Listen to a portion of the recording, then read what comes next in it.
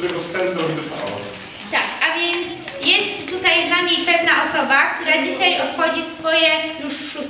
urodziny. I chcemy świętować to święto, ponieważ jest to dla nas bardzo ważny zuch i zapraszam Cię, Zuzia, na środek. Dobrze wiesz, że to Twoje urodziny. I myślę, że dla Zuzi powinniśmy teraz coś pięknego zaśpiewać. Co by 100 lat! 100 lat, 100 lat. 3, 4, 100 lat!